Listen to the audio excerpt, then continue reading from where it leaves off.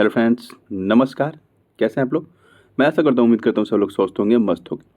तो मैं daily current affair की वीडियो लाता हूँ और आज है 10 सितंबर, ठीक है। और 10 सितंबर के दिन आज रविवार भी है, संडे भी है। तो संडे के दिन मैं आपको बताया कि वो वीकली करंट अफेयर डालता हूँ। यहाँ पे जो भी एक हफ्ते की इंपॉर्टेंट न्यूज होती है ना, वो यहाँ पे कवर होती है, ठीक है। तो चलिए देर न करते हुए शुरू करते हैं आज की क्लास और देखते हैं हम कितने जल्दी इसको आज संडे को वीकली रिविजन कर पाते हैं। ओके, तो चलिए शुरू करते हैं। तो शुरू करने से पहले मैं आपसे एक रिक्वेस्ट करूंगा कि ज़्यादा से ज़्यादा वीडियो को लाइक शेयर सब्सक्राइब करना ना भूलें। और यहाँ पे आपको जो भी महत्वपूर्ण प्रश्न है देखने को मिल जाएंगे। तो चलिए वीडियो में बने रहिएगा। तो ये रहा आपका पहला प्रश्न। यहाँ पे देखिए, मैं बहुत ही जल्दी, ज़्यादा डिटेल, आपको पता है संडे के दिन ज़्यादा डिटेल होता नहीं है। तो अगर डिटेल देखना हो ना तो आप डेली करंट अफेयर वाला वीडियो मेरा देख सकते हैं, ठीक है। हाँ पता है मुझे लेट हो जाता है आजकल, और बहुत लोग देखना पसंद भी नहीं करते हैं कि हाँ बोलते हैं 5 बजे आएगा और डालते हैं 12 बजे। ठीक है, वो कभी कभी लेट हो जाता है, लेकिन मेरी कोशिश यही रहती है कि मैं उसको 5 बजे डाल दूँ सुबह, ठीक है। तो चलिए शुरू करते हैं। अभी हाल ही में अंतर्राष्ट्रीय सौर गठबंधन, अंतर्राष्ट्रीय, थोड़ा सा गलत हो गया, अंतर्राष्ट्रीय सौर गठबंधन आईएसए की क्षेत्रीय बैठक किस देश में हुई? तो इसको बताना है आपको। इसका सही जवाब है रवांडा, ठीक है। रवांडा में अभी इंटरनेशनल जो सोलर अलायंस है, जिसका मुख्यालय आपको इंडिया यानी कि भारत के गुरुग्राम में, हरियाणा के गुरुग्राम में देखने को मिलेगा। और इसकी स्थापना सन 2015 में जो पेरिस एग्रीमेंट हो रहा था ना, जलवायु समझौता, उस समय फ्रांस और भारत ने मिलकर किया था। तो इस बात को भी ध्यान रखेंगे। अंतर्राष्ट्रीय सौर गठबंधन की क्षेत्रीय बैठक यानी कि रीजनल बैठक अभी रवांडा में हुई है। रवांडा कहाँ आपको देखने को मिलेगा? ये अफ्रीकन कंट्री है रवांडा, ठीक है। ये अफ्रीका महाद्वीप है और यहाँ आपको रवांडा देखने को मिलेगा। मैं आपको जूम करके दिखा दे रहा हूँ, ये देखिए, ठीक है। यहाँ रवांडा आपको मिलेगा, जिसकी राजधानी है किगाली। आप याद रखेंगे, रवांडा की राजधानी किगाली, और यहीं पे अभी आईएसए की क्षेत्रीय बैठक हुई है। अगला प्रश्न है कि काकरापार में भारत के पहले स्वदेशी रूप से विकसित परमाणु ऊर्जा संयंत्र ने अपना संचालन शुरू कर दिया है। और काकरापार किस राज्य में स्थित है, ये आपको बताना। तो इसका सही जवाब है ऑप्शन डी, काकरापार आपको गुजरात में देखने को मिलेगा यहाँ पे, ठीक है। और जैसे जो भी संयंत्र उनको भी मैं यहाँ पे बता देता हूँ, जिससे कि आपको आसानी होगा। नरौरा जो एटॉमिक पावर प्लांट है यानी कि परमाणु जो ऊर्जा संयंत्र है, वो उत्तर प्रदेश में नरौरा देखने को मिलेगा। रावतभाटा आपको राजस्थान में देखने को मिलेगा। तारापुर महाराष्ट्र में देखने को मिलेगा। काकरापार गुजरात में देखने को मिलेगा। और कैगा कर्नाटक में देखने को मिलेगा। और इधर देखिए तमिलनाडु में आपको कुडनकुलम देखने को मिल जाएगा, ठीक है। तो ये है। आगे चलिए। अभी हाल ही में अंतर्राष्ट्रीय चैरिटी दिवस कब मनाया गया? अंतर्राष्ट्रीय चैरिटी दिवस जो मदर टेरेसा जी हैं, इनको देख के आप समझ गए होंगे। इनके पुण्यतिथि को याद करने के लिए हर साल 5 सितंबर को अंतर्राष्ट्रीय चैरिटी दिवस यानी कि इंटरनेशनल डे ऑफ चैरिटी मनाया जाता है, ठीक है। तो इस बात को ध्यान रखेंगे। मदर टेरेसा जी हैं। मदर टेरेसा ये तो ब्रिटिश, सॉरी, ये फॉरेनर थी। उसके बाद ये भारत में आने लगी, यहाँ पे अपनी सेवाएं दी और अंततः इन्होंने स्वेच्छा से भारत की नागरिकता इन्होंने एक्सेप्ट कर लिया था, ग्रहण कर लिया था, ठीक है। तो 5 सितंबर को इनकी पुण्यतिथि की याद में अंतर्राष्ट्रीय चैरिटी दिवस हर साल मनाया जाता है। और 5 सितंबर को ही भारत में राष्ट्रीय शिक्षक दिवस भी मनाया जाता है, उसको भी मैं आगे बताऊंगा।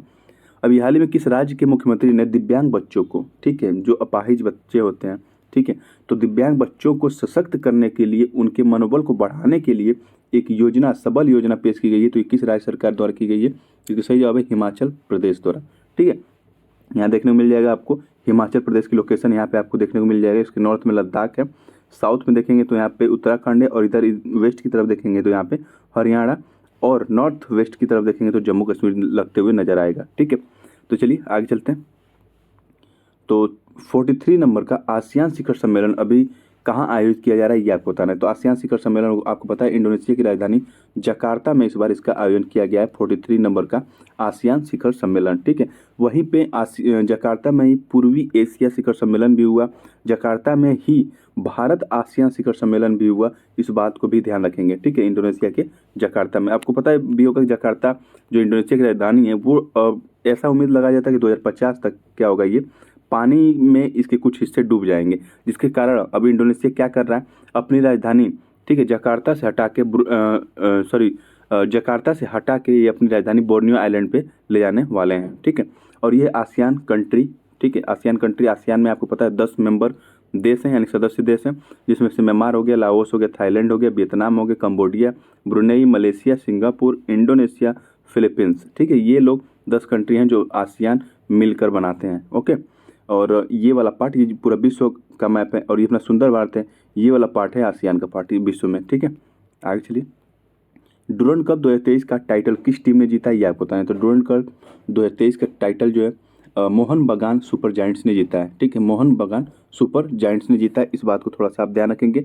डुरंड कप यानी फुटबॉल से संबंधित कप है, 132वां इसका एडिशन था 2023 में। ओके, तो और डुरंड कप को माना जाता है कि एशिया का सबसे ओल्डेस्ट फुटबॉल क्लब है। ओके, फुटबॉल टूर्नामेंट है, क्लब नहीं। अभी हाल ही में चर्चा में रहा ऑपरेशन मुस्कान किस शहर में लागू किया गया। तो ऑपरेशन मुस्कान इस तरह के जो अनाथ बच्चे हैं, गरीब बच्चे हैं, या फिर जिस बच्चे का किडनैपिंग करके लोग क्या करते हैं, ट्रैफिकिंग वाले वो बेच देते हैं, तो उनको बचाने के लिए, ठीक है, उनको बचा के फिर से उनके घरों तक पहुंचाने के लिए, वो जो भीख मांगते हैं उनको भी उनके घर तक पहुंचाने के लिए ऑपरेशन मुस्कान चलाया गया है मुंबई पुलिस द्वारा। ठीक है, मुंबई शहर द्वारा चलाया गया, इस बात को ध्यान रखेंगे। ओके, आगे चलिए। तो ये है महाराष्ट्र, महाराष्ट्र की लोकेशन, और यहाँ देखने को मिल जाएगा आपको मुंबई, जो महाराष्ट्र की राजधानी है। हाल ही में रेलवे बोर्ड की महिला अध्यक्ष, पहली महिला अध्यक्ष कौन बनी है, तो ये इनका नाम आप याद रखेंगे, वेरी इंपॉर्टेंट है, एग्जाम में पूछा जा सकता है। इनका नाम है जया वर्मा, इनका नाम है जया वर्मा, और इनको रेलवे बोर्ड की पहली महिला अध्यक्ष बनाया गया है। ठीक है, आगे चलिए। हर साल राष्ट्रीय शिक्षा दिवस कब मनाया जाता है, तो हर साल राष्ट्रीय शिक्षक दिवस 5 सितंबर को मनाया जाता है, अभी मैंने बताया था आपको। तो ये जो डॉक्टर राधा सर्वपल्ली कृष्णन है, उनकी जन्म दिवस के याद में इनको हर साल 5 सितंबर को मनाया जाता है राष्ट्रीय शिक्षक दिवस। ठीक है, और ये भारत रत्न अवार्ड भी इनको मिल चुका है, इस बात को भी थोड़ा सा आप ध्यान रखेंगे। ठीक है,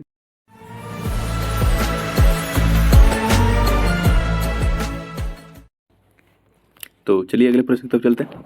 हाल ही में खबरों में रहा CE20 क्या है।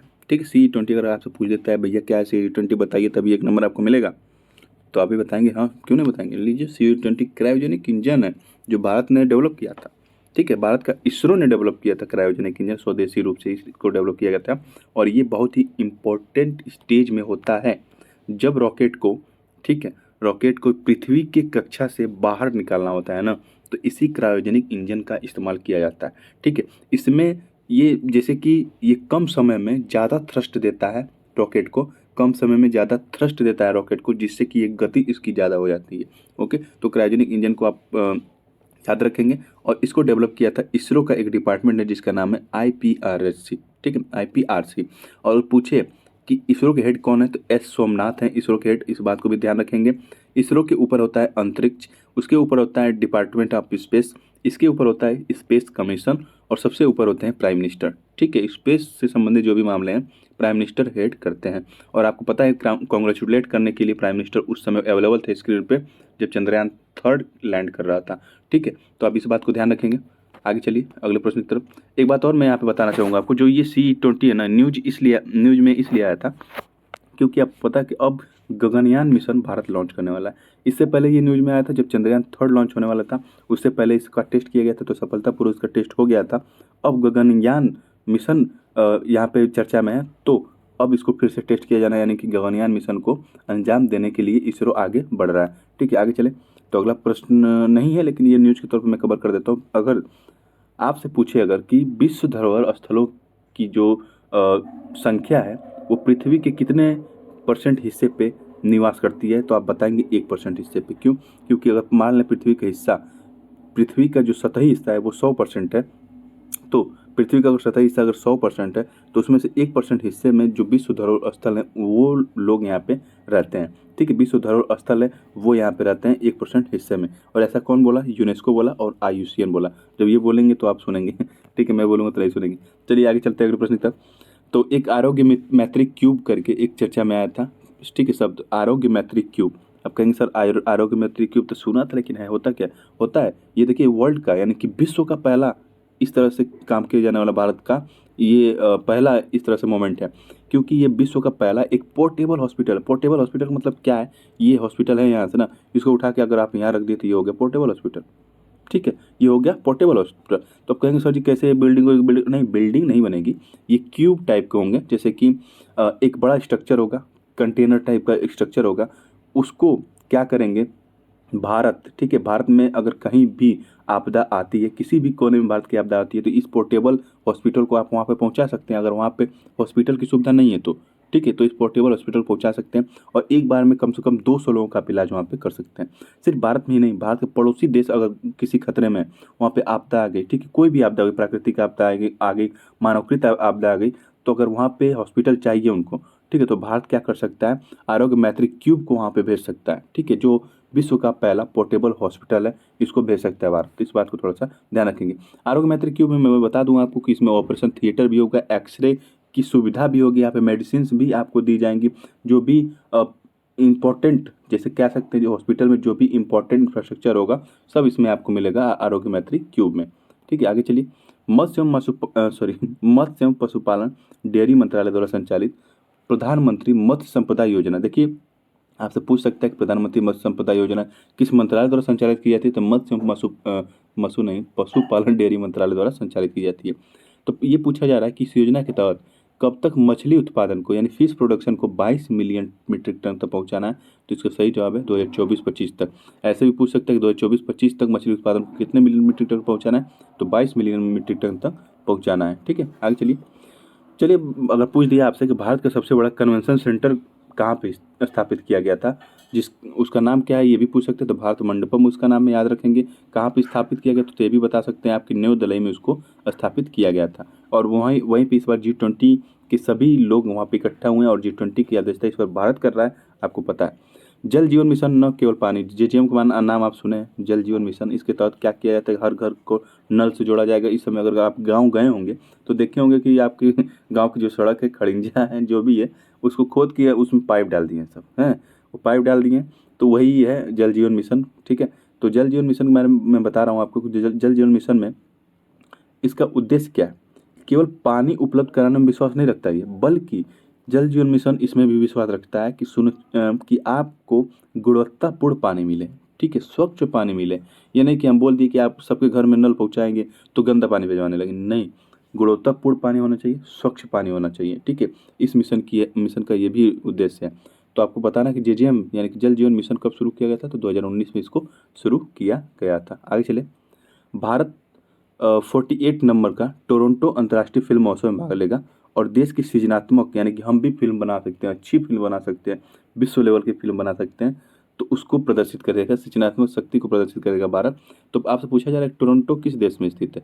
टोरंटो मैं बता दूं आपको, कनाडा में स्थित है, और मैं इसकी लोकेशन भी आपको दिखाना चाहूँगा। ये विश्व का मैप है और ये है कनाडा। ठीक है, और मैं इसको जूम कर दूँ अगर, तो यहाँ पे आपको देखने को मिलेगा ओटावा, जो इसकी राजधानी कनाडा की, इसके साउथ में देखने को मिलेगा आपको टोरंटो। ठीक है, अगर मैं ये आपको बताऊं, यहाँ पे कनाडा की यही वो लोकेशन है जहाँ पे बहुत ही भयंकर आग लगी थी, जिससे कि यहाँ पे इमरजेंसी भी घोषित कर दिया गया था आग की वजह से कनाडा में। ठीक है, आगे चले। तो पूरे कनाडा में नहीं घोषित किया गया था, जहाँ पे आग लगी थी वहीं पे घोषित किया गया था। किस राज्य के 40 जातियों को पिछड़ा वर्ग के केंद्रीय सूची में शामिल करने हेतु राष्ट्रीय पिछड़ा वर्ग आयोग ने दिल्ली में जन सुनवाई शुरू कर दी, तो इसका सही जवाब है तेलंगाना। तेलंगाना की लोकेशन देख लीजिए यहाँ पे, ये है तेलंगाना और इसकी राजधानी है हैदराबाद। ठीक है, आगे चलिए। तो एकलव्य मॉडल आवासीय विद्यालय के शिक्षक डॉक्टर यशपाल सिंह को राष्ट्रीय शिक्षक पुरस्कार 2023 से सम्मानित किया गया। इस बात को थोड़ा सा आप ध्यान रखेंगे माइंड में बना के। ठीक है, आगे चलिए। तो ये रहा आपका अगला प्रश्न। आपको बताना कि सूखा पाइका नदी जो चर्चा में थी अभी, हालांकि आप कहेंगे कि मैं तो कभी पढ़ा नहीं कहीं पे, लेकिन मैं बता रहा हूँ ना, सूखा पाइका इस समय चर्चा में थी और ये बहुत पहले भी चर्चा में थी, क्योंकि 70 साल पहले ये नदी सूख गई थी। ठीक है, जब 70 साल पहले ये नदी सूख गई थी, तो अब इसको फिर से पुनर्जीवित, यानी कि इसका पुनरुद्धार किया जा रहा है। ठीक है, आपको बताना है कि ये किस नदी की सहायक नदी है। ठीक है, तो इसका सही जवाब है महानदी। ये महानदी की सहायक नदी है, सूखा पाइका नदी, इस बात को याद रखेंगे। और ये उड़ीसा गवर्नमेंट द्वारा इसको फिर से पुनर्जीवित, यानी कि इसका पुनरुद्धार किया जा रहा है। और उड़ीसा गवर्नमेंट अपने आप तो जागेगी नहीं, इसको जगाया है NGT ने, इसको जगाया है NGT ने। आपको पता है पर्यावरण संबंधित जो भी मुद्दे हैं NGT सुनती है, नेशनल ग्रीन ट्रिब्यूनल इसको कहा जाता है। ठीक है, इसने जगाया कि आप जाइए और सूखा पाइका नदी को फिर से पुनरुद्धारित करिए, क्योंकि नदियों की जरूरत है हम लोगों को, अगर नदी पानी नहीं रहेगा तो हम लोग मर जाएंगे, याद रखिएगा। ठीक है, तो ये देखिए, ये उड़ीसा है। ठीक है, ये उड़ीसा का मैप है। आगे चलिए। तो ये सब मैं डिटेल में बताता हूँ मैप में, डेली अगर करंट अफेयर मेरे वीडियो देखेंगे तो वहाँ पे मैं बताता हूँ, भले वो लेट जाता है, उसके लिए मैं क्षमा प्रार्थी हूँ, क्योंकि किसी कारणवश मैं ऐसा कर पा रहा हूँ। तो ठीक है, मैं एक टाइमिंग उसको भी फिक्स कर दूंगा कभी ना कभी, तो वो फिक्स हो ही जाएगा। लेकिन फिलहाल लेट हो जा रहा है। ठीक है, तो ये महानदी का स्ट्रक्चर मैं बताया था वहाँ पे। यहाँ पे इसके राइट साइड से अगर पूछे कि महानदी में जो राइट साइड से मिलने वाली नदी है तो वो है तेल नदी। ठीक है, यहाँ पे दिखेगा आपको लेफ्ट साइड से तो पूछेगा तो मांड नदी है, शिवनाथ नदी है, ये सब यहाँ पे मिलती हैं। आगे चलिए अगले प्रश्न की तरफ। तो अगला प्रश्न है कि भारत की समृद्ध सांस्कृतिक विरासत, नो डाउट भारत की सांस्कृतिक विरासत समृद्ध है। ठीक है, और इसकी अमूल्य सांस्कृतिक विरासत के संरक्षण और संवर्धन को सुनिश्चित करने के लिए किस संस्था द्वारा एडॉप्ट अ हेरिटेज 2.0 प्रोग्राम शुरू किया गया है। ठीक है, तो इसका सही जवाब है भारतीय पुरातत्व सर्वेक्षण द्वारा, यानी कि जो आर्कियोलॉजिकल सर्वे ऑफ इंडिया है उसके द्वारा एडॉप्ट हेरिटेज 2.0 प्रोग्राम स्टार्ट किया गया। इससे पहले ये प्रोग्राम एडॉप्ट हेरिटेज के नाम से चल रहा था, लेकिन अब एडॉप्ट हेरिटेज 2.0 के नाम से ये प्रोग्राम चल रहा है। इसको चला रहा है ASI यानी कि आर्कियोलॉजिकल सर्वे ऑफ इंडिया। ठीक है, तो चलिए आगे चलते हैं। इसमें यही है ना, जो मॉन्यूमेंट्स है अपने, जो विरासत हैं भारत में स्थित विरासत स्थल, उनको अच्छे से डेवलप करना है और यहाँ पे जो प्राइवेट सेक्टर है उनको भी यहाँ पे लाना है ताकि इसको अच्छे से डेवलप किया जा सकते और ये भविष्य की पीढ़ियाँ भी इसको देख सकें। UGC द्वारा, UGC यानी कि जो यूनिवर्सिटी ग्रांट कमीशन है उसके द्वारा शुरू किया गया मालवीय मिशन का उद्देश्य क्या है। तो मालवीय मिशन का उद्देश्य है शिक्षकों के लिए एक बेहतर प्रशिक्षण कार्यक्रम प्रदान करना, शिक्षकों के लिए एक बेहतर प्रशिक्षण कार्यक्रम प्रदान करना। ठीक है, अभी चंद्रयान 3 आपको पता है, ये चंद्रयान 3 ये जो मून है, ठीक है, मून के साउथ पार्ट पे चला गया है, लैंड कर गया वहाँ पे, उसका विक्रम लैंडर लैंड किया तो उसमें से निकला प्रज्ञान रोवर। अब कहा कि मैं थोड़ा सा बहुत थक गया हूँ सफ़र करके, थोड़ा सा घूम टहल के आता हूँ हल्का हल्का हवा लेके। तो ये हवा ले निकला भैया, चंद्रमा पे थोड़ा सा हवा तो है नहीं, कहाँ से लेगा ठीक है, फिर भी वो घूमने थोड़ा सा गया प्रज्ञान रोवर वहाँ पे चंद्रमा पे घूमने गया और घूमते घूमते उसको मिल गया क्या, सल्फर। कह रहा भैया भैया इसरो सुनो, यहाँ पे सल्फर है। तो ये प्रेजेंस, ठीक है ना, ये प्रज्ञान रोवर है, चंद्रयान 3 के माध्यम से वहाँ पे जब पहुँचा तो ये कंफर्म कर दिया कि मून पे क्या है, सल्फर अवेलेबल है। ठीक है, और कुछ वहाँ पे वो ढूंढ रहा है अभी घूम रहा है, ये मिल गया एक चीज़ तो बहुत खुश हो गया और ढूंढ रहा है, हाइड्रोजन भी वहाँ ढूंढेगा, पानी भी ढूंढेगा साउथ पोल पे। ठीक है, तो इस बात को थोड़ा सा ध्यान रखेंगे। आगे चले अगले प्रश्न पर।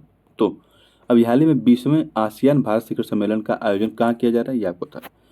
20 नंबर का है आसियान और भारत शिखर सम्मेलन, अभी मैं आपको बताया था, इसका सही जवाब है इंडोनेशिया जकार्ता में, इंडोनेशिया जकार्ता में। ठीक है, ये है आसियान मेंबर यानी कि association of south east Asian nation इनको बोलते हैं।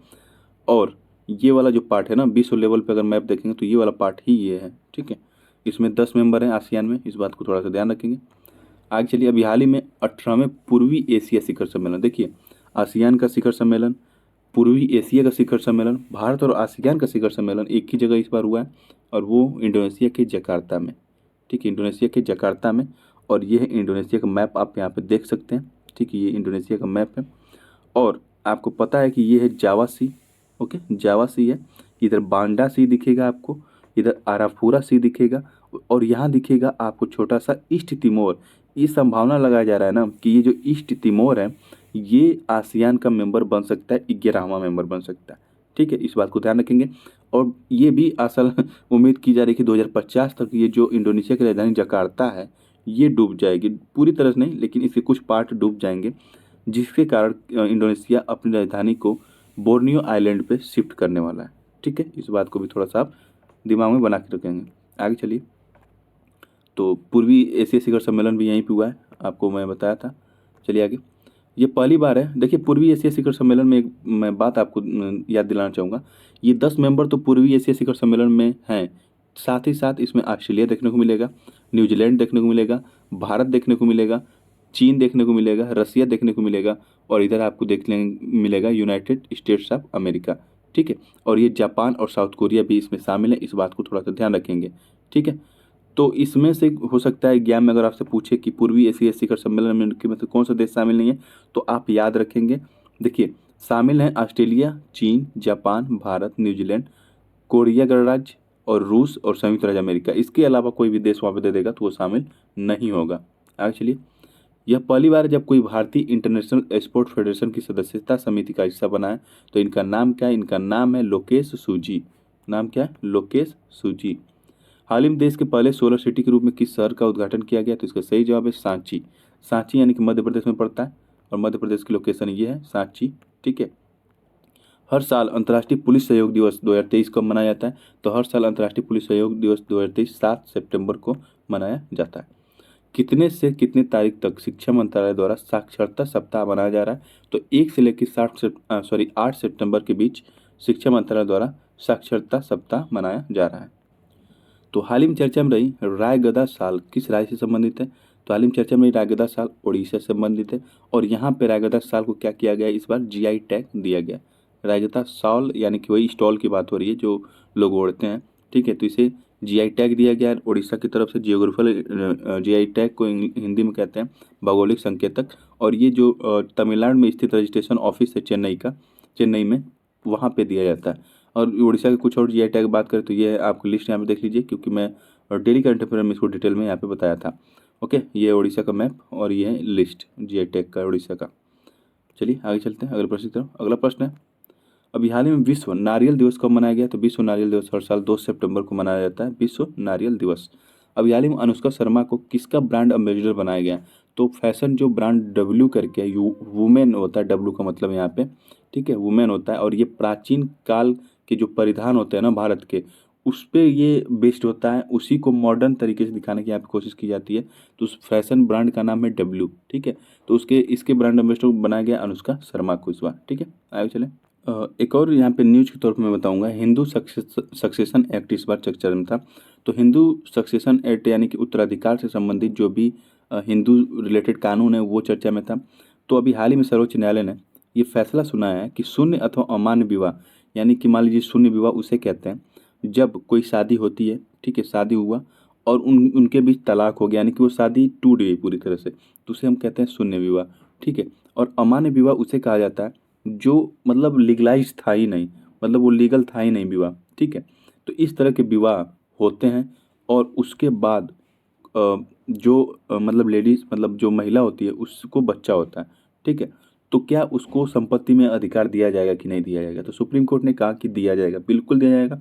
अगर वो आपका बच्चा है तो उसको ये अधिकार दिया जाएगा। तो इसीलिए मिताक्षरा कानून चर्चा में था। अगर आपसे पूछे मिताक्षरा कानून किससे संबंधित है, तो ये संपत्ति के अधिकार से संबंधित है मिताक्षरा कानून, इस बात को याद रखेंगे। और ये चर्चा में इसीलिए था क्योंकि जब सुप्रीम कोर्ट ने फैसला सुनाया कि शून्य अथवा अमान्य विवाह से पैदा हुए बच्चे मिताक्षरा कानून के तहत संयुक्त हिंदू परिवार की संपत्ति में अपने माता पिता का हिस्सा प्राप्त कर सकते हैं, इसीलिए मिताक्षरा कानून यहाँ पे चर्चा में था, ठीक है। लेकिन आप ये भी याद रखेंगे कि ये शून्य विवाह या अमान्य विवाह से जो बच्चे पैदा हुए हैं, ठीक है, उनको सिर्फ अपने माता पिता की संपत्ति में ही हिस्सा मिलेगा, परिवार के किसी व्यक्ति की संपत्ति में उनको हिस्सा नहीं मिलेगा, ठीक है। आगे चलिए अगला प्रश्न है, एक प्रश्न चर्चा में था slim slim smart lander for, जैसे S for smart, L for lander, ठीक है, और I for investigating, M for moon. तो smart lander for investigating moon, ठीक है। तो ये यहाँ पे कौन सा देश भेजने वाला है स्लिम को? तो इसका सही जवाब है जापान। जापान की जो जाक्सा स्पेस एजेंसी है वो smart lander for investigating moon mission भेजने वाली है, जो मून पे लैंड करके वहाँ पे इन्वेस्टिगेट करेगा उसकी मिट्टी को, ठीक है, कौन कौन से मिनरल पाए जाते हैं, कौन सी ट्रेंच कहाँ पे है, कैसी यहाँ की भूमि है, कैसा मून का टेम्परेचर है, कैसा माहौल है, मतलब ये सब वहाँ पे इन्वेस्टिगेट करेगा ये। तो इसका नाम था स्लिम, जिसका फुल फॉर्म है smart lander for investigating moon, और ये जापान द्वारा भेजा जा रहा है, ठीक है। आगे चलें।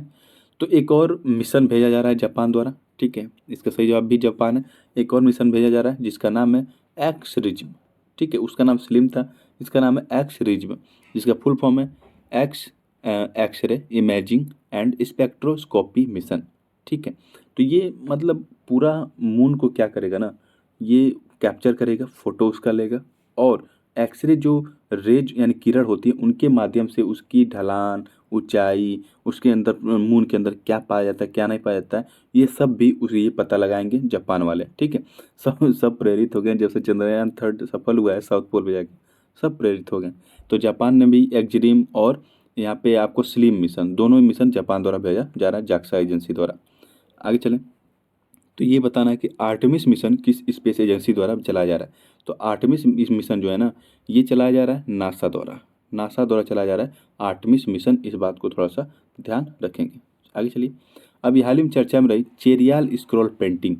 चेरियाल स्क्रॉल पेंटिंग अभी चर्चा में था और ये किस राज्य से संबंधित है ये आपको बता रहा है। तो चेरियाल स्क्रॉल पेंटिंग तेलंगाना राज्य से संबंधित है। और क्यों चर्चा में था मैं आपको बता दूं कि जो अभी G20 की मीटिंग हो रही है नई दिल्ली में, जो भारत मंडपम में, तो वहाँ पे जो विश्व के देश उसमें शामिल है उसके अगर राष्ट्राध्यक्ष आ रहे हैं तो उनकी जो पत्नियां होती हैं वो उस देश की प्रथम महिला होती हैं।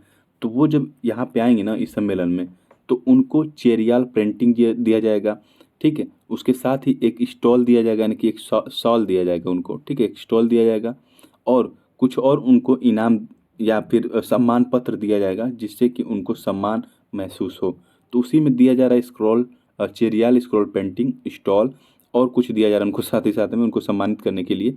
तो इसीलिए ये चर्चा में था चेरियाल स्क्रॉल पेंटिंग। तो इस बात को ध्यान रखेंगे, अगर आपसे पूछ लिया चेरियाल स्क्रॉल पेंटिंग किस राज्य से संबंधित है तो ये तेलंगाना राज्य से संबंधित है। और ये क्यों चर्चा में था, तो अभी जो राष्ट्राध्यक्षों की पत्नियां आएंगी, ठीक है, उनकी मतलब साथी जो कह सकते हैं आएंगी वो लोग, तो उनको ये सम्मान दिया जाएगा चेरियाल स्क्रॉल पेंटिंग। ठीक है, चलिए आगे चलते हैं। हाँ, तो यहाँ से कुछ देखते हैं। देखिए अभी आसियान मीटिंग हुई थी, भारत के प्रधानमंत्री नरेंद्र मोदी जी भी गए थे आसियान मीटिंग जकार्ता में जब हुई थी इंडोनेशिया में। तो वहाँ पे 12 सूत्री कार्यक्रम इन्होंने फेस किया था। उस समय से मैं दो चार चीज़ बताना चाहूँगा यहाँ पे। एक तो इन्होंने ये कहा था कि जो ये भारत है ना, ये भारत है, गंदा मैप बन गया, ठीक है कोई नहीं, ये भारत समझ लीजिए, और ये वाला हिस्सा पूर्वी एशिया का है, तो सॉरी पश्चिमी एशिया का है। ये भारत है, ये पश्चिम एशिया का हिस्सा है, और इधर यूरोप का हिस्सा है। ठीक है, तो इन्होंने कहा कि भारत और पश्चिम एशिया के माध्यम से, भारत और ये पश्चिम एशिया के माध्यम से यूरोप के साथ हम क्या करेंगे, इस वाले पार्ट को जोड़ेंगे, यानी कि ये जो दक्षिण पूर्व एशिया वाला पार्ट है इसको जोड़ेंगे। ये यूरोप है, ये पश्चिम एशिया है, और ये भारत है। तो भारत कह रहा है पश्चिम एशिया के माध्यम से हम यूरोप को पहले जोड़ेंगे, उसके बाद इस पश्चिम एशिया और भारत के माध्यम से हम क्या करेंगे, ये दक्षिण पूर्व एशिया को भी जोड़ेंगे। ठीक है, ये इन्होंने वादा किया है। और उसके तहत क्या बनाया जाएगा, मल्टी मॉडल कनेक्टिविटी यहाँ पे स्थापित की जाएगी। ओके, ठीक है, आगे चलिए। तो अगला एक और चीज़ यहाँ बता देता हूँ, आसियान भागीदारों के साथ भारत के डिजिटल लोक अवसंरचना स्टैक को साझा किया जाएगा। जैसे कि भारत में यूपीआई है, पूरे तरह से यूपीआई डेवलप हो रहा है भारत में। ठीक है, तो यूपीआई आपको साउथ ईस्ट एशियन रीजन में भी हम वहाँ पे क्या करेंगे, भेजेंगे, और उससे वहाँ पे हेल्प प्रोवाइड कराएंगे लोगों को। ठीक है, साथ ही साथ जो भारत में स्टैक डेवलपर हैं, यानी कि जो एप्लीकेशन बनाते हैं, जैसे कि जनधन योजना से संबंधित एप्लीकेशन बन गया, आधार से संबंधित एप्लीकेशन बन गया, ठीक है, मुद्रा बैंक से संबंधित, मतलब तमाम तरह के एप्लीकेशन बने हैं जिससे कि भारत के लोगों को फायदा हो रहा है। इस तरह के एप्लीकेशन भी हम क्या करेंगे वहाँ पे साउथ ईस्ट एशियन रीजन में, यानी कि यहाँ पे क्या करेंगे, बनवाएंगे। ठीक है, और डिजिटल भविष्य के लिए आसियान और भारत कोष की स्थापना की जाएगी, इस बात को थोड़ा सा ध्यान रखेंगे। ओके, तो आगे चलें अगले प्रश्न की तरफ। तो अगला प्रश्न देखिए, फिर से मैं मिताक्षरा कानून यहाँ पे पूछ दिया है कि हाल ही में अभी चर्चा में रहा मिताक्षरा कानून किससे संबंधित है, तो आप बताएंगे संपत्ति के उत्तराधिकार से संबंधित है मिताक्षरा कानून। ठीक है, तो ठीक है, अभी आदित्य L1 मिशन भेजा गया था। अगर आपसे पूछे कि आदित्य L1 मिशन किससे संबंधित है, तो ये सूर्य की स्टडी से संबंधित है, सन यानी कि सूर्य के स्टडी से संबंधित है आदित्य L1 मिशन। और पूछे कौन से लैग्रेंज पॉइंट पे इसको स्थापित किया जाएगा, L1, L2, L3, L4, तो इसका सही जवाब है L1, क्योंकि इसके नाम में भी रखा गया आदित्य L1। आदित्य का मतलब होता है सूर्य, और ये सूर्य से संबंधित मिशन है। और सूर्य के ये बाहर मतलब लैंड तो नहीं करेगा, जल जाएगा भाई, कभी करीब भी जाएगा तो जल जाएगा। तो दूर से ही इसकी जो कक्षा होती है सूर्य की ना, इसकी जो ऑर्बिट है वहाँ पे ये रह के लैग्रेंज पॉइंट L1 पे रह के क्या करेगा, सूर्य का अध्ययन करेगा। ठीक है, तो फिलहाल आज के करंट में इतना ही। ठीक है, रिवीजन में इतना ही रखूँगा मैं। वीडियो कैसी लगी आपको कमेंट बॉक्स में लिख के ज़रूर बताएं। फिलहाल मैं पता है इरेगुलर हो जा रहा हूँ, 5 बजे वीडियो नहीं डाल पा रहा हूँ, उसके लिए मैं माफ़ी मांगता हूँ, क्योंकि अब मैं क्या बताऊँ क्या दिक्कत है। चलिए ठीक है, फिर भी वीडियो कैसी लगी आपको कमेंट बॉक्स में लिख के ज़रूर बताएं। धन्यवाद, थैंक यू, जय हिंद।